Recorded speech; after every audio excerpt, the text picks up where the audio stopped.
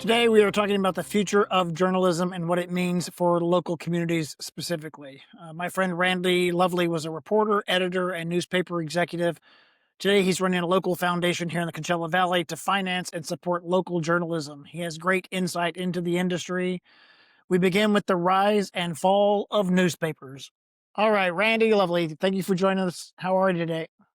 I'm great. How are you? Thank you for having me. All right, so you had a long career in print journalism. Where did you start and what got you into journalism? So when I was moving from elementary school to middle school, and I'll try to keep this short because we're going way back. Wow, this is You had way to pick back. you had to pick one elective class, and I chose wood shop because my older brother had taken it and he had made this really beautiful chess set out of wood. Well, somehow I accidentally got put in a journalism class instead of the wood shop class. And as they say, the rest is history. I ended up being the editor of my junior high school newspaper, editor of my high school newspaper, my college newspaper, and I never looked back. It's the only thing I ever wanted to do. And I was fortunate to really get to have a career that fed my passion. I mean, that's amazing. Pretty much your entire life then. And to this day, even in retirement, I can't stop. What was your first professional job? So I went to Central Michigan University, and so out of college, I was a reporter. It was in the mid 80s, and so the economy was not great. The job market was not very solid. So I think some journalists today can relate to that. Um, so I started at a small paper in Sturgis, Michigan, which is in southwestern Michigan, almost to the Indiana border. Um, Newsroom staff of 7 people, I think it was, something like that. And I was Uh, a general assignment reporter. life lessons you remember from those days? Well, I guess what I would say, especially based on the world we live in today, is learn to do a little bit of everything. Mm. I think about at that time, it was about, all hands on deck. And so you took your own photographs, you wrote your stories, and then after your story had been edited, you might even jump back into the composing room and help build the pages to get them ready to go to press. Obviously today I would refer to that more about, social media, video, and, just being that multifaceted journalist because that's really where the world is today. It's interesting because I really learned Excel and Word in my first job at a newspaper. Well, it's interesting, and that paper was owned by Gannett. I subsequently left Gannett and then came back and had the bulk of my career at Gannett, but that first job was a Gannett newspaper. And so this again, mid 80s, they invested in putting a Macintosh in every newsroom. And we're talking the little box one with the screen that was only about this big. And I had an editor who said, go play with that thing. And I would make these very, very rudimentary like charts to go with my stories and things like that. And so you think about how much the technology has evolved over the course of, those 40 years. It's quite amazing. I remember we actually put together the physical page, and we print out your article, and you would cut it and then run it through the wax machine so you can stick it on the. Remember that? Which I actually had to do that and actually, lay down the hairline borders to get the black lines on the page and, strip in and cut the story to, basically lay out a page. It was really cool experience though, because you kind of learned that composition and what a page should look like. I thought it was really Yeah. fun. Yeah. And then, there was a period of my career because of that I really focused on design. I did page design. I was the art director for a newspaper. And so I've been a reporter. I've been, on the more design presentation side. And then obviously I've been an editor. So I worked in every department of a newsroom except for sports. That's okay. I was always Obviously. I was terrible at sports. Yeah. That's funny. So, I mean, I know you said the mid '80s were an economic time, but still, it was the you worked through the heyday of newspaper publishing, making, newspapers made lots of money in those days. Oh, yeah. I mean, so I graduated in 1986, and that's when I started that first job. And when you think about it, 2006 was the watershed year. That was the best it ever got for Mhm. newspapers. And then, of course, everything started to fall off. And so those 20 years were really amazing in terms of growth and opportunities. I worked in markets like Fort Myers, Florida, here in Palm Springs, where the communities were growing. And so the newspaper was growing, and we would be, we'd add sections. We'd be able to do these big projects with multiple pages of content. So, yeah, I mean, I got to live and work during the best of it. And all of that was, inspired by the Watergate era. So, in terms of the investment in investigative and watchdog reporting. So I got to see kind of the rise, and unfortunately, I've been a part of the fall too.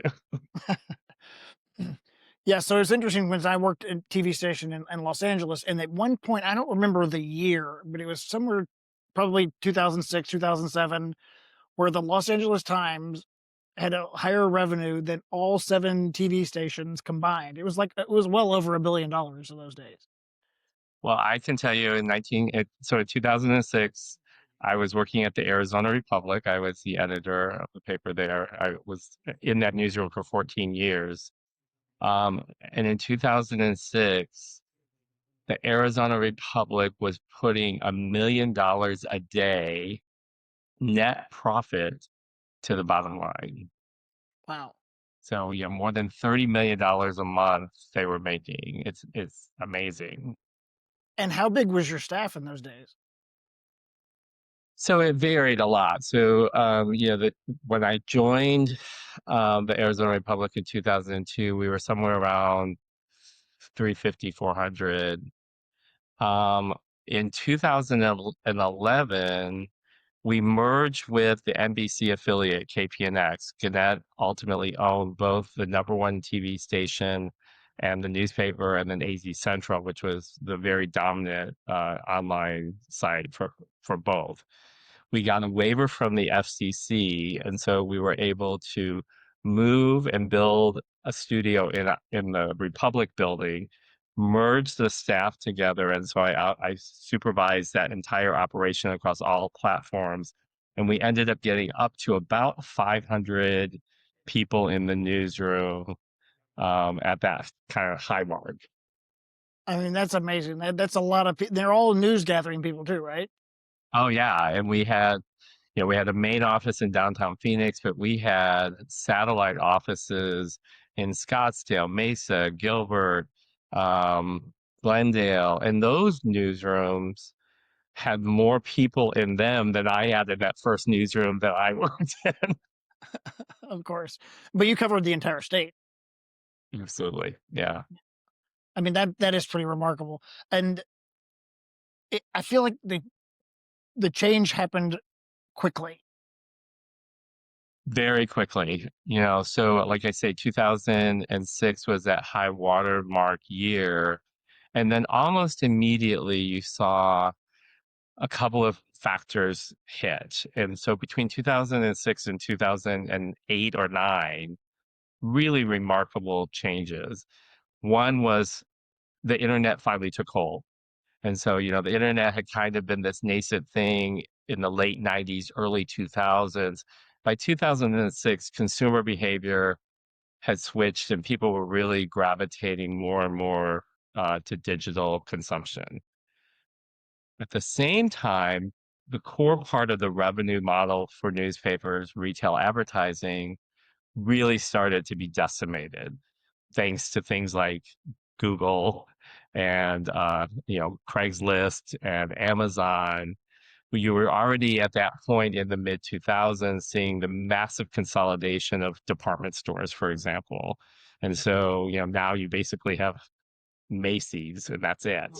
But at the time, you had multiple department stores, and those were huge retailers. But you also had, smaller mom and pops. You had electronic stores, all those things. So that big chunk of the revenue model really started to fall apart by 2006. And then, of course, in 2008, you had the housing, the bubble burst.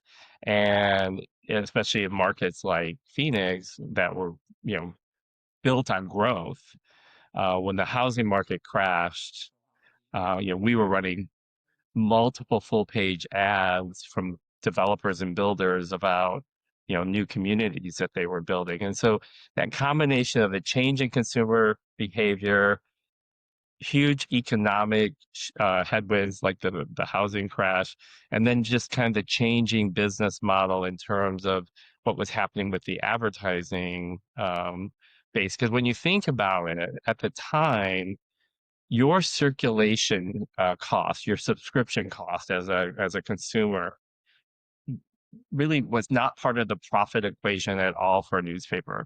It barely covered the expense of printing and distributing a newspaper. The revenue was all in advertising.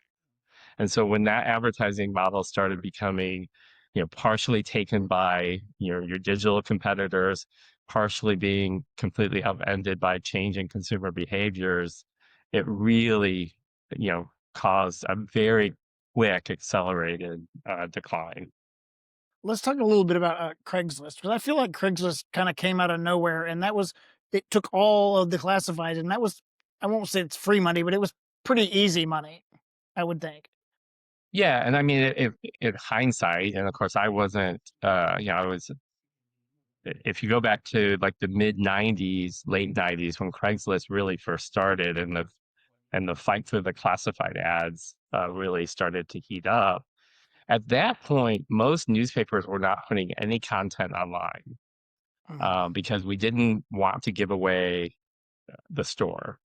And there were lots of debates and discussions about how do we start to gravitate more and more to digital. But when you're making money hand over fist, it's really hard to change your model and to change your approach and think about the future. And if there's one regret that I think probably a lot of high paid executives have, is at a time when there was a lot of money being made, the newspaper industry did not invest in their own future and did not take a look at how do we really disrupt ourselves and how do we reinvent ourselves to be ready for the future. They just kept holding on to that moneymaker. And I can understand that, but at the same time, when you look back in hindsight, you can say all the things that should have, woulda, coulda. But, if they had taken just a fraction of the profits they were making, they could have out Craigslisted Craigslist. And they had the talent, they had the smart, they understood consumers, but they didn't want to change. And so again and again, Craigslist being one of the first, but then ultimately there being multiple people disruptors who came in and took away the business. But do you think like tech companies are more into like being cautious about iterating and evolving? Well, yeah, I mean, I think when you look at the Facebooks of the world, the Googles, even Apple, they now are in the same position of being very dependent on keeping their shareholders happy, constantly returning a higher and higher profit. And so, it's hard once you become the top dog, you're going to have other people nipping at your heels, and they're now the top dogs. And so you're seeing, disruptors, AI being, kind of Mhm. the latest thing that's disrupting. And, I look at, the drivers of the stock market now, and I compare that to in 2000 when the tech bubble burst. And it makes me very nervous because they can't just keep going up and up and up and up and up. At some point, they have to hit their ceiling, and they can't keep innovating and keep finding new ways. At a certain point, the ride ends. So what do you think is going to happen? Well, if I knew that, I'd That's invest in that next thing. But I mean, I think, you look at how many people have completely walked away from Facebook. My husband shut down his Facebook account after the last election. Um, I think people are looking at the behaviors of some of those top tech executives, and they're saying, I don't want to support that. Mhm, And so, I think where they have enjoyed a very long run, when you think about it, newspapers enjoyed a run that lasted more than a century. mhm, So if in a half life, these companies like Facebook can have a 30 or 40-year run, that's pretty amazing. Um, but I don't think we know yet what's the next thing out there. mhm. Well, I want to go back to one thing you said because I thought it was interesting when you said what was the merger process like for merging the Republic with the TV station? Because when I was at KTLA, we were owned by the LA Times, and it was very difficult. And not all print people. I mean, the TV people were resistant to it as well to get journalists to work together. It was difficult at times, but it was also really thrilling. And I think part of what we had going for us, it took a lot of work to get the waiver from the FCC to even allow us to work together, because we were the dominant number one rated TV station, and we were the number one website and the largest newspaper. And so, get into that kind of monopoly issue becomes kind of challenging from an FCC. I mean, the good thing is in Phoenix, there were a lot of options, including Spanish language publications and, multiple broadcast competitors and other newspapers. But once we got into the nitty gritty of it, the good thing was we were given about a year while they were building the studio and we were still working in our two separate buildings. We used that time to really engage the staff in a lot of conversations about what did winning look like and where did they think it made the most sense. And so we didn't just jump in with both feet. We said we're going to selectively choose some areas where we're going to work together on, and we're going to get some wins under our belt. And then we'll figure out what we learned from that, what we need to adjust or modify, and then keep moving forward. And so we started in entertainment and sports were our two big areas, because both sides were incredibly proud of their investigative and watchdog work. And, that kind of becomes the holy grail that you don't want anyone to mess with.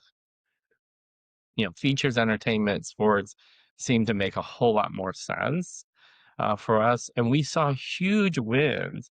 We invested in training. We actually had, for the first year, a full-time senior manager focused just on training our journalists, whether that was, training to appear on air, writing for digital, writing for, newspapers. And so, when I look back on it, it's probably one of the biggest highlights of my career, because we really accomplished a lot. And the fascinating thing is, 1 month after KPNX moved into the building, and so then we were fully integrated. We had, designed the newsroom in a way that we put reporters from, the whole feature staff was together. It didn't matter what platform they wrote for. The whole sports staff was together. It didn't matter what platform they worked for. And by that time, we were doing business coverage together. We were doing some watchdog reporting together. 1 month after they moved into the building, the shooting in Tucson happened, in which Gabrielle Giffords was injured. Talk about a horrific event. And of course, it's, not in Phoenix, it's in Tucson. Our newsroom mobilized, and our journalists, just without even being told or asked, headed to Tucson. And we set up a mini newsroom that we had there for several weeks after the shooting. but it really galvanized the entire newsroom and realizing the benefits that we had by being this juggernaut, this powerful force.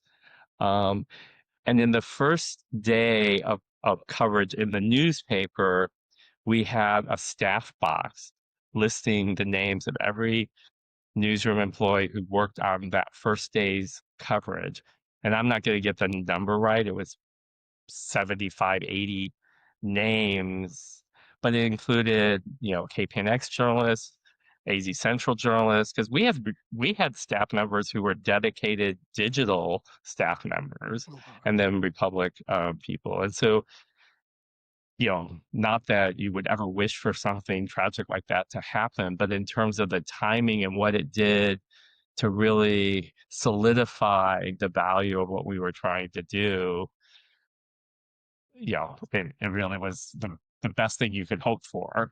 And obviously, in every newsroom, a big story is a great motivator. We were a finalist for a Pulitzer Prize for breaking news for that coverage of that story. And so from 2011 until 2016, it was wonderful. We worked together.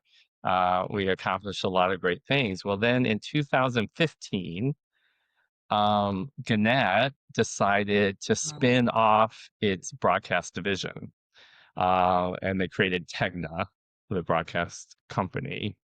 Um, and initially, the hope was that things in Phoenix would continue to operate the way they were operating, and we would work jointly together, but for two separate companies. Mhm. The FCC said You can't do that? no. Mm. If we're going to trust that you're truly spinning off your company into two independent, separate entities, Phoenix cannot be joined together. We had invested millions of dollars in building a studio in the Arizona Republic building, and we then spent almost a year dismantling it. They stayed in the building because the studio was there, but we were not allowed to go on each other's floor. The Arizona Republic was moved to one's part of the building. KPNX was in another part of the building, and we could not work together starting in mid 2000, or I guess it was late 2015, early 2016. You retired, and moved back to Palm Springs where you'd worked previously, and did you think you were done with journalism then? Yeah, I mean, I was only in my mid 50s, and so I felt uh, fortunate that I had the ability to step away. I had some health issues, and so I really wanted to focus on my health. It was also a time, again, of complete transition and transformation. Gannett was merging with Gatehouse. So they were going to go from a company of 110 local sites to more than 250. I could have stayed and helped with that transformation and that transition and that cultural challenge of bringing two pretty equally sized companies together. But that's going to be a long process. And I just felt like it was a good time for me to step out. And so I came back to Palm Springs. It had been 17 years since I lived here. We had had a second home here for many of those years. So this was always the destination. And so I was glad to get back here. I did not foresee that, 9 months after I got here, COVID would happen. Mm. And talk about helping you reset your clock. That really helped me learn to shut down and relax and de-stress, if you will. So how's your health now? Much better, actually. When you can focus on eating better, exercising, I still need to lose more weight, but that's the constant battle at this point in my life. But my health is much better because I don't have the stress that I have. I love the work, but it is not easy work, as you know. I agree. It took me at least 2 years to completely, and I don't know if I'm completely decompressed of it still, but, yeah, it I still definitely have takes. dreams about being in the newsroom. I know, me too, and I'm like, "Why am I dreaming about this?" It's crazy. But you couldn't stay away too long because you joined the board of the Coachella Valley Journalism Foundation, which, for full disclosure, I also recently joined, and we're working together on that. So, tell listeners why it was founded to start with. So the foundation was founded in 2020, right in the height of COVID. I wasn't part of that initial work. And their whole goal, they saw what was happening in terms of the fact that, our local media was shrinking. And they did not want to see, the local newspaper go away. They didn't want to see, in particular, they didn't want to see the local editorial page go away, because the editorial page editor was taking an early retirement buyout and was going to be leaving the Desert Sun. And so they created this foundation, and their whole initial premise was, let's see how much the community is willing to support this through their donations and contributions. And they very quickly raised enough money to hire a new editorial page editor. And so from that point on, it was pretty clear that the grassroots support for helping make sure that all of our media outlets across the valley, there's the need is far greater than what we're able to do as a foundation. But each year we have grown. We raise more money every year than we have the previous year. We just hit our 5-year anniversary, and we're going strong. And we're able to place interns in newsrooms. We're able to fund staff positions. We provide training and staff development because we have a lot of young journalists in this community. We accept proposals to help offset the cost of reporting projects, whether that's travel costs or equipment costs. And so at this point, whether it's the more traditional mainstream entities like the Desert Sun or KESQ, or the digital startups like the Indio Post, which just launched last spring, we've been able to help them all in small ways. I wish it were more, but I think it's a real testament to this community in terms of the financial support we receive. So let's talk about this kind of notion of, is journalism becoming a nonprofit business? Or whether it's supported by nonprofit organizations like ours, or is totally becomes a nonprofit. What are your Well, thoughts on that? I think there'll be both. I mean, I think you're not going to have companies just give up their companies. So you're going to still have companies like Gannett, which is now the USA Today company, or the New York Times or the Washington Post. They're not going to suddenly all become nonprofits. But you do have a lot of nonprofit news entities that have emerged over the last decade or so. And so I think what you're going to see is that blending. I think the amazing thing is the philanthropy piece of it. And um, there are now millions of dollars, both at the local and national level, that are flowing through news organizations, both for-profit ones like supporting KESQ or the Desert Sun, and nonprofit ones like, we here in the Valley have no nonprofit news organizations. We're the nonprofit as a foundation, and we have a unique model because we're not content creators. We're not a news provider. We are a news support system. And so we raise the money in support of the for-profit, whether that's the Coachella Valley Independent, um, the Palm Springs Post, they're the Spanish language publication in India, they're all for profits. The profits are not probably what they used to be by any means. But I do think what you're seeing is across the country, communities understanding that whether it's paying through a subscription or donating through a nonprofit, the support for keeping local journalism alive is really critical to the health of a community. And so I don't think we're not alone in that. There are a ton of nonprofits in communities across the country that are doing work similar to what we're doing. So there was a lot there. Let's unpack a couple of things. One is, what do you say to people who say that a nonprofit organization should not be funding a for-profit organization? Well, we can't control their business model. Their business decisions are their business decisions. But it is important to us to make sure that the community is being served in the best possible way, with as much vibrant content as possible. There was a recent study that showed that across the United States, more than 50 million Americans live in communities with no local news source.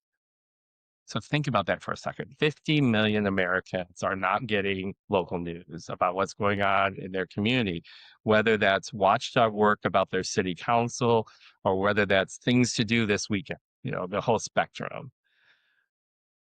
If you go back to the 2000 election, the most contested election in the history of our country between George W. Bush and Al Gore, each of those candidates received a little bit more than 50 million votes.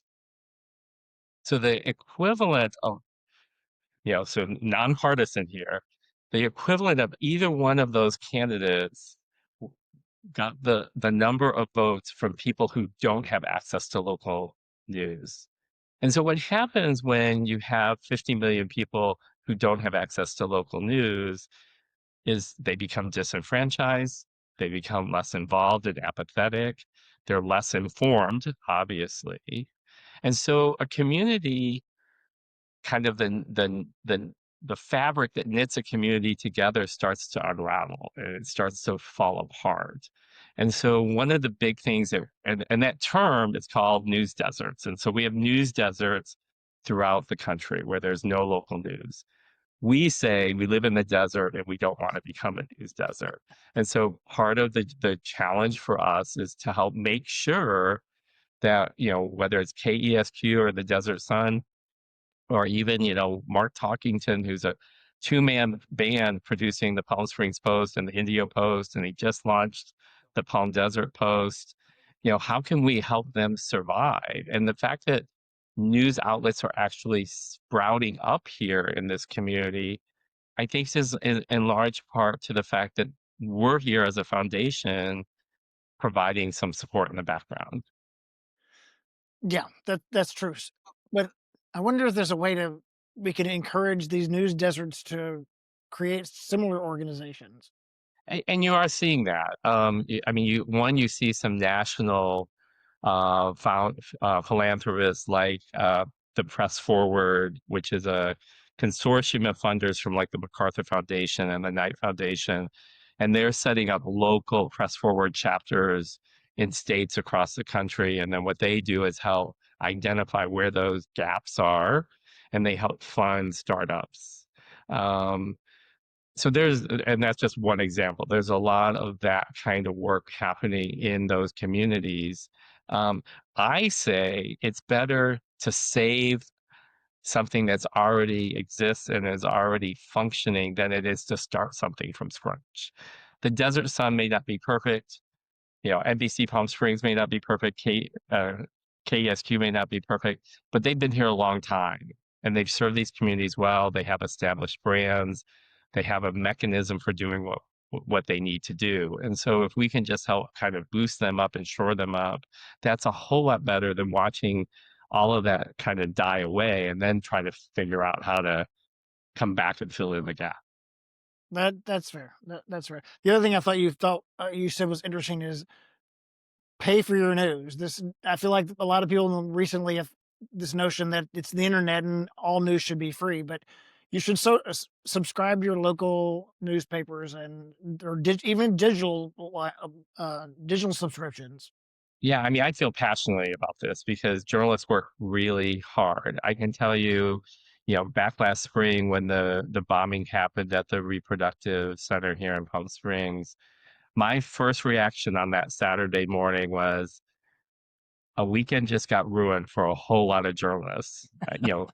Aside from the fact that you hope that no one's hurt or injured and there's no negatives from that perspective, you realize as a journalist that that means everyone gets mobilized and it's all hands on deck. And so, I don't think people fully realize, and journalists don't make a lot of money, Mhm. especially in smaller markets like this, early career journalists. And so I feel very passionately that, if you value the work they do, you need to, pay for that. Now, you know, for me, Mark Talkington doesn't charge anything for the Palm Springs Post, but I make a donation to him every year. Mhm. The Coachella Valley Independent doesn't charge for their content, but I make a donation. I pay KDay a donation every month to help offset their cost of their streaming. And so for me, those are my equivalents of subscribing to help them. Um, However you do it, whether it's a direct subscription or whether it's through financial support and donations, even through donations to our foundation, those are ways in which you're saying that as a community member, you value the work that those journalists are doing and you find value in the content that they're creating. Well, there is a reason that I picked you to be my guest today because today is Giving Tuesday. So, what should people who want to donate to the foundation, how can they do it and what are they supporting? Easy enough, go to CVJF, the Coachella Valley Journalism Foundation, cvjf.org, and there's a donate button. You can give just generally. We have a couple of specific projects that we are working on. I mentioned the Indio Post, which launched last April. We are in a 1-year campaign to help offset the startup costs, the technical costs it takes. It's a website and newsletter, and so we're trying to match dollar for dollar every dollar that we make up to $24,000, which will cover those costs for 1 year. We're at about 17,000, about halfway through this campaign, so we have a little ways to go. Um, you know, I, the donations will fund interns. Last summer, we placed 5 different young students in different newsrooms across the valley, help with those reporting projects. We just this summer joined with the Inland Empire Community Foundation to fund the Desert Sun's coverage of philanthropy. There are hundreds of nonprofits in this valley that do great work. The Desert Sun and Winston Gaisecki, the philanthropy editor, do a great job. It's a great public service to give attention to the work that these nonprofits are doing. And this is a very generous and giving community, and there's a lot of needs, and people are great about supporting them. But we support the coverage of philanthropy by paying Winston's salary, and so that's another one of our projects. So cvjf.org, make a donation, greatly appreciated. And the other big fundraiser we have is the Hall of Fame luncheon. I'm very excited about this year's keynote speaker. Yeah, so this will be our 3rd annual Hall of Fame. We started it 3 years ago. We hoped at that time that we'd get 100 people willing to buy a seat and come have us induct that first class. We had 200 people that first year. Last year we got to 250.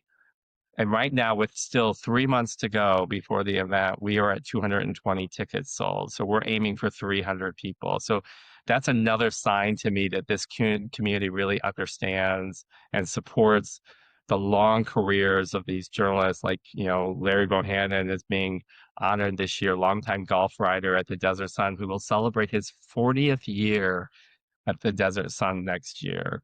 Uh, Previous honorees have been Karen Devine and John White from KSQ. We've been fortunate to have great speakers in the past. We had Marty Barron from the Washington Post, Dean Baquet from the New York Times.